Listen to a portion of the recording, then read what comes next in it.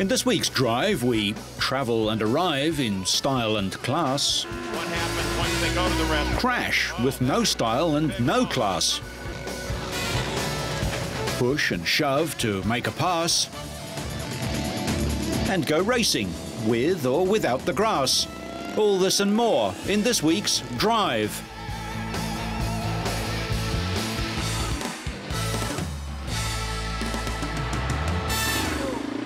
We start this week with the 14th UAE Desert Challenge in Dubai, used by many as a dress rehearsal for the ultramarathon Paris-Dakar at the end of the year. The competitors were flagged off for a prologue around a specially built 2-kilometre track to set the starting order by multiple Middle East rally champion Mohammed bin Sulayem. The event was the penultimate round of the 2004 FIA World Cup for cross-country rallies. Spain's Mark Comer and Påls Anders Ullevaldsæter of Norway were fastest in the motorcycle class, both riding KTM 660 rallies. They both crossed the line in 2 minutes and 32 seconds. Marek Dabrowski of Poland, also on a KTM, tied for third with home favourite Atif Al-Zaruni on a Honda.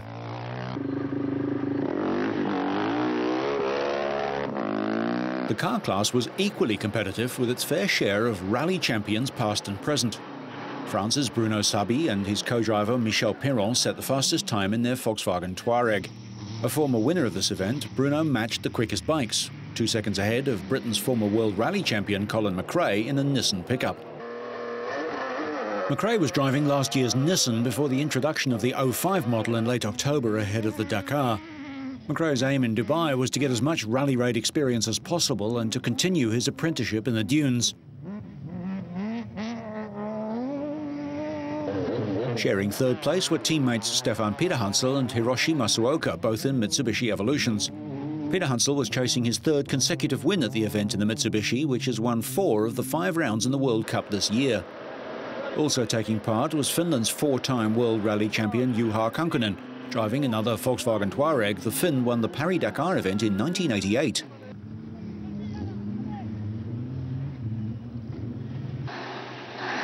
Also in the event were 3 Russian KAMAZ racing trucks, which have dominated these events over the past years. In fact, the KAMAZ managed to pull McRae's pickup out of a dip where it had got bogged and broken down.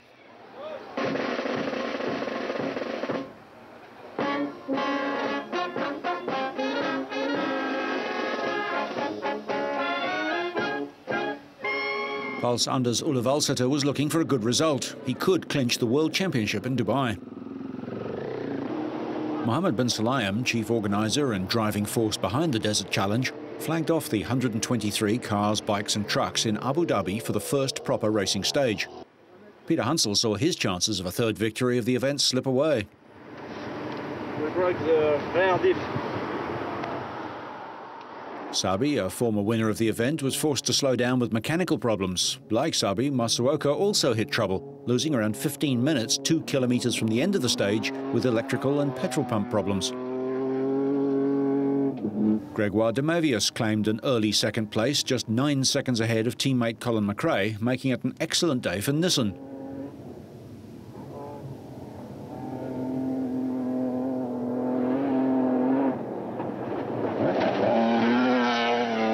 Juha Kankkunen, making his debut in the Desert Challenge like McRae, was in 4th position but more than 5 minutes adrift. But ahead of them all, and with the most to smile about at the end of the first day, was Khalifa Al-Moutawi, leader of the race for the driver's title, who won the 351-kilometre first special stage by 25 seconds in his BMW X5.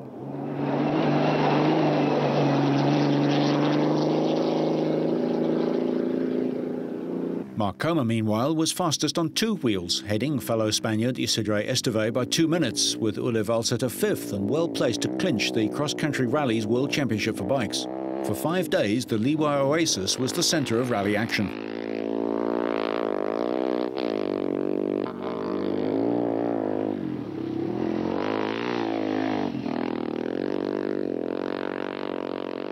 The start of the second day was delayed by 2 hours by fog, and the stage length was reduced by over 50 kilometres. With giant dunes, soft sand and scorching temperatures, the man to suffer the most was Colin McRae. After passing his teammate de Mavius, McRae's rally came to a grinding halt in the dunes with engine problems. German woman driver Jutta Kleinschmidt, fifth overnight, plummeted out of contention when her Volkswagen Touareg broke its steering rack 50 kilometres into the stage. Belgian De Mavius moved over 8 minutes clear of overnight leader Khalifa Al-Moutawi after setting the second fastest time of the day. But Al-Moutawi remained on course for the driver's title in the cross-country World Cup. Juha Kankkunen moved up the overall standings from 4th to 3rd, while Stefan Peterhansel enjoyed himself slightly more. The reigning cross-country world champion had dropped back to 35th after damaging his rear differential, but moved back up the field with the third fastest stage time. But the best time of the day went to Hiroshi Masuoka in his Mitsubishi, and the Japanese driver moved up to 5th overall.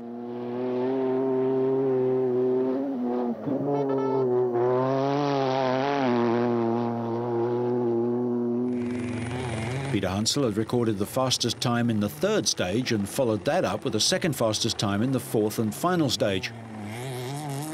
Al-Moutawi was looking for a solid finish in his BMW X5 to virtually ensure victory in the championship. Rivals De Mavius and Peterhansel can both mathematically beat him to the driver's crown, but neither plan to contest the final round of the series in Argentina, where the UAE driver's world title should be confirmed. De Mavius had led the event earlier on, but eventually had to settle for overall second place in his Nissan pickup. The Belgian driver was third fastest in the final stage to finish 13 minutes and 14 seconds behind the event winner Hiroshi Masuoka. The Japanese driver ended a 6-year wait to win the event after starting the final day in the lead.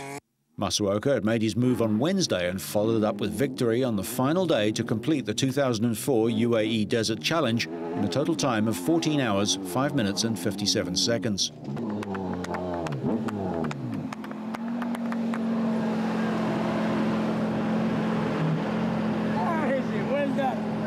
In the motorcycle section, Spain's Isidre Esteve cruised to overall victory in a time of 15 hours and 17 minutes.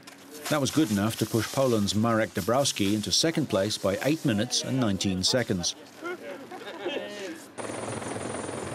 In the truck section, Firdaus and Ildar Kabirov and Andrei Mokaev were obliged to head off the course to get past a press vehicle. Not that that slowed them down very much.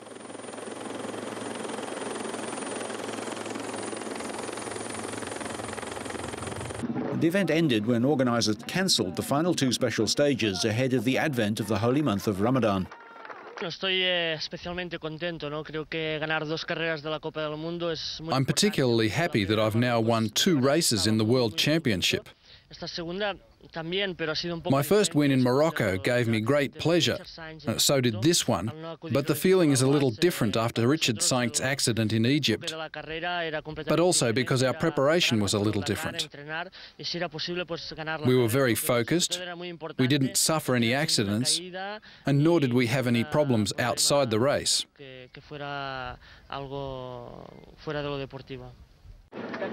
There were plenty of cheers for local UAE driver Khalifa Al-Moutawi and his French co-driver Alain Guehenec. Third place finish left him champion-elect.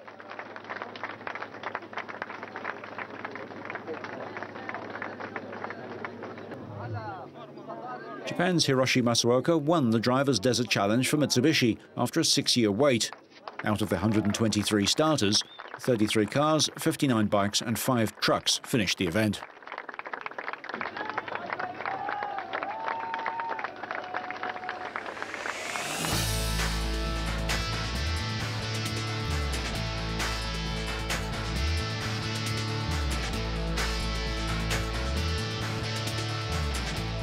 We stay in Dubai, where the latest Rolls-Royce model has been undergoing final hot weather testing.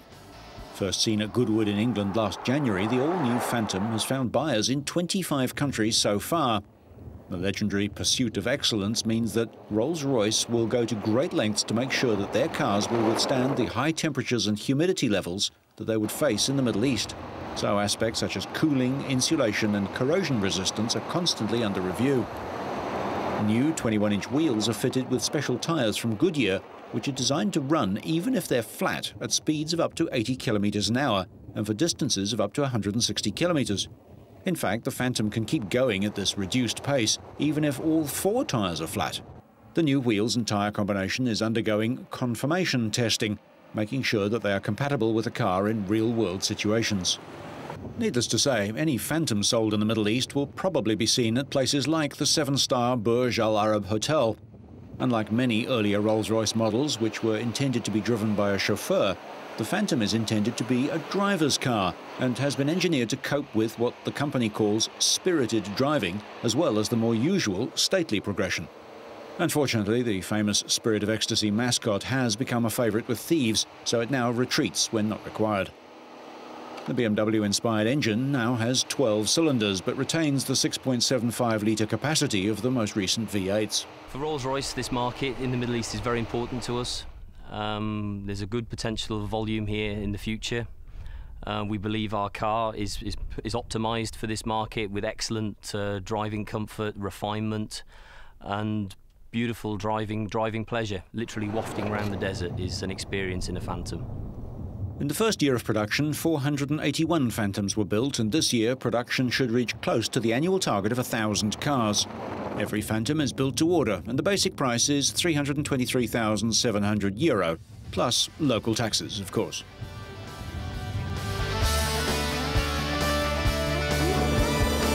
The final round of the European Touring Car Series was also held, somewhat inexplicably, in Dubai, making the UAE into something of a motorsports centre for the region. BMW driver Dirk Muller, leading the series by 12 points going into the season's penultimate race, had a nightmare day in 40°C temperatures. In the first race, Englishman Andy Priaulx sprinted from the pole into the lead, chased by Italy's Gabriele Tarquini. Behind them, drivers were finding grip was not always where they wanted it.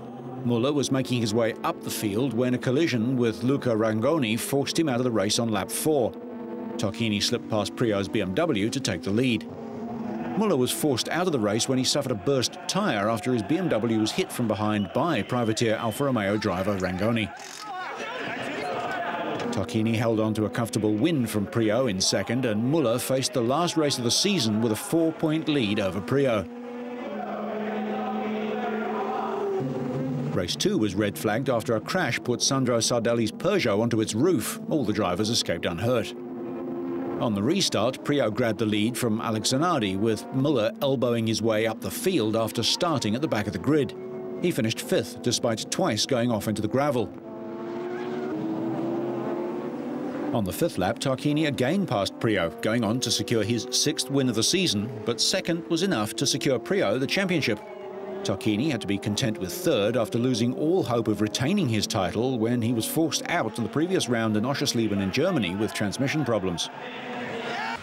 I mean, what to say? I mean, congratulations to Andy, but you know, I'm really pissed off. You know, this is the way I lost last year also, important points, and this year again, and nothing is happening, so I'm feeling really great. Priaulx finished level on points with Muller, but claimed the title with 5 wins to the German's 3. It's fantastic. I mean, we've worked hard for this. We've worked so hard, and well, we did it in the end. It was tough, but we did it. Tarquini was only 5 points behind the pair, with Dirk's brother Jorg a further 13 points adrift. It was a great afternoon for racing at the high-speed Talladega track, where a huge crowd of fans turned out for race 29 of the 36-event series. There was a close call for a member of Kevin Harvick's pit crew. As Harvick pitted, he locked up the brakes, and a tyre changer had to leap over the nose to avoid being run over. Mike, good job. On lap 142, Hermie Sadler tagged Jeff Green from behind, sending him into the wall.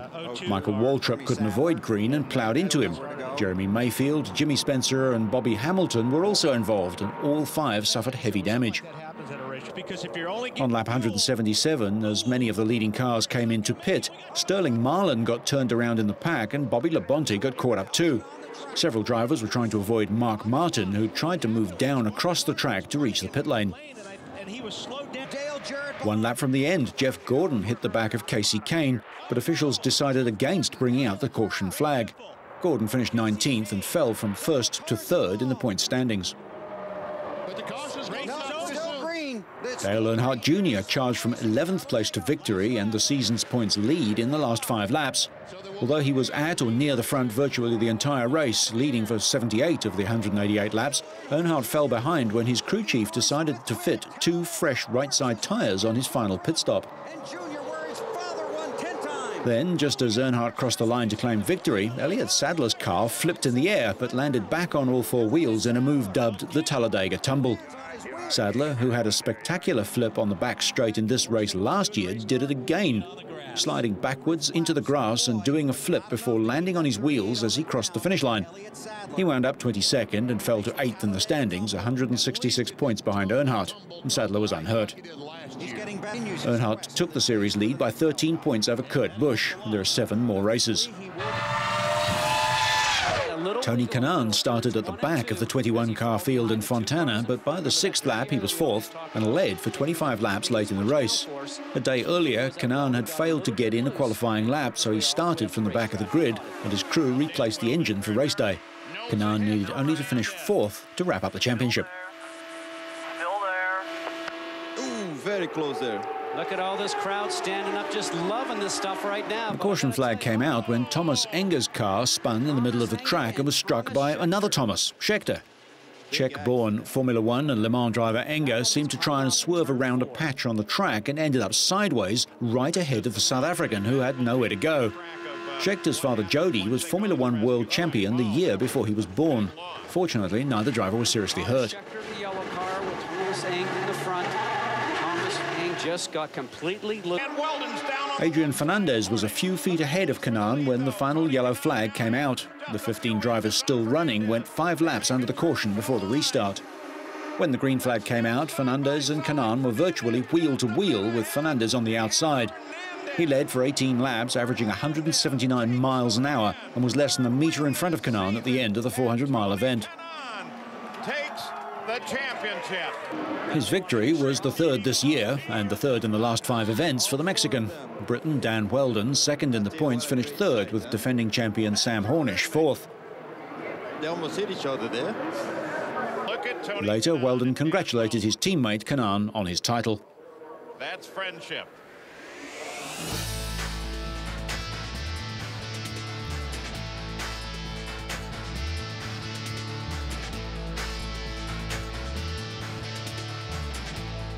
Round 5 of the 9-race Supermoto calendar was at Ottobiano Circuit in Italy, 40 kilometres southwest of Milan.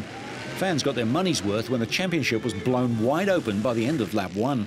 Boris Chambon, leading by 15 points, crashed out, leading Belgium's Eddie Seal in front. But his Husqvarna team in the pits was soon to be disappointed as KTM's Thierry van den Bosch first overtook Seal's teammate Gerald Delapine on lap 2, and then Seal himself 5 laps later. The Belgian tried to sneak back down the inside, but Van den Bosch closed the door. Further back, Walter Bartolini and Fabrice Guyot showed the commitment needed to race in this hybrid class, which uses modified dirt bikes fitted with road racing wheels, tyres and brakes. Thierry van den Bosch powered away, mastering the mixture of tarmac and mud, effortlessly carrying his front wheel over the whoops.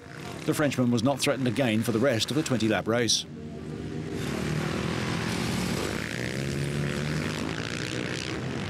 With 3 laps to go, Seal was caught by Delapine, but 40 points lifted him to 5th in the standings, 5 behind Delapine.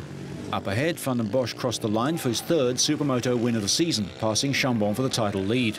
Delapine headed Husqvarna teammates Seal and Ivan Lazzarini. Round 6 of the season takes place at Bilstein in Belgium. Both Valentino Rossi and 125 standings leader Andrea Dovizioso were within touching distance of their respective world titles. Rossi, nursing an injured finger from his crash at the Qatar race, battled for the lead over the opening laps with Honda's Alex Barros. He shook off the Brazilian after 4 laps and opened a gap, leaving title rival Sete Gibernau battling with Carlos Checa and Nicky Hayden. Marco Melandri's run of off-track excursions continued in Malaysia. At the halfway stage, Gibernau was 5th and unable to progress. Max Biaggi relegated Barros to 3rd place, leaving Nicky Hayden in 4th. A late charge from Loris Capirossi and Makoto Tamada saw Gibernau lose 2 more places in the last 6 laps. Rossi, Biaggi and Barros made the podium with Hayden 4th, but Tamada passed Capirossi on the last lap for 5th, chasing 5th place in the championship. 7th for Gibernau was his lowest finish of the season. I like a lot this track. We spend a lot of time during the winter for make test, and the bike worked very well. Anyway, the race was hard, before with Barros and after with Biaggi, because It's very harder than yesterday. The track have a little bit less grip because it's more hot, and also make 21 laps is difficult. I'm very, very happy, but also tired, so I'm not able to make more. Rossi's victory means the reigning world champ can keep his crown by finishing in the top 2 positions of the next race in Australia, the penultimate round of the series. Dani Pedrosa was unable to clinch the 250cc World Championship despite riding a perfect race which saw him take victory by over 13 seconds. The win was Pedrosa's 6th of the season. However, second place for Sebastian Porto after an intense battle with Tony Elias means that the Spanish youngster needs just another 2 points to make sure of the title, regardless of Porto's position at Phillip Island. Pedrosa broke both legs in Australia last year. Elias completed the podium to continue his strong finish to the season, whilst Alex d'Angelis and Randy Depunier completed the top 5. But that 5th place for Depunier means that his chances of winning a title are now completely over. Pedrosa, the current 125 world champion, looks certain to claim the 250 title in his first year in the class. Not even Valentino Rossi managed to achieve that. However, the title was decided in the 125 class. Hector Barbero, who started the race as the only rider beside Andrea Dovizioso with a realistic chance of claiming the title, crashed out on the 2nd lap, handing the title to the Italian. Dovizioso became the 4th youngest world champion in history thanks to 2nd place in the race, won by Australian Casey Stoner. The victory was his first of the season and the first for KTM since they arrived in Grand Prix road racing last season. Alvaro Bautista completed the podium in 3rd place, but the headlines will go to Dovizioso and Honda after an unerringly consistent season with just 1 result outside the top 4 from the 14 races so far. 2 rounds in Australia and Spain remain. And finally, there may still be questions over the future of a British Formula One Grand Prix, but the party goes on for another favourite British motorsport, lawnmower racing, even at the risk of domestic disharmony. Passionate to the last degree. It was so passionate, in fact, that yesterday I wasn't allowed to come because I had to do the gardening. But this morning she was dozing and I got out of the house quickly enough because the call of the British Grand Prix is so great. Racing takes place across 2 fields in front of a pub, and the circuit is split by a hedge, which is the narrowest part of the track. For obvious safety reasons, all the blades are removed from racing mowers, but the machines are allowed only minor modifications. There are no team orders, and mowers race in a grass field which is far from level.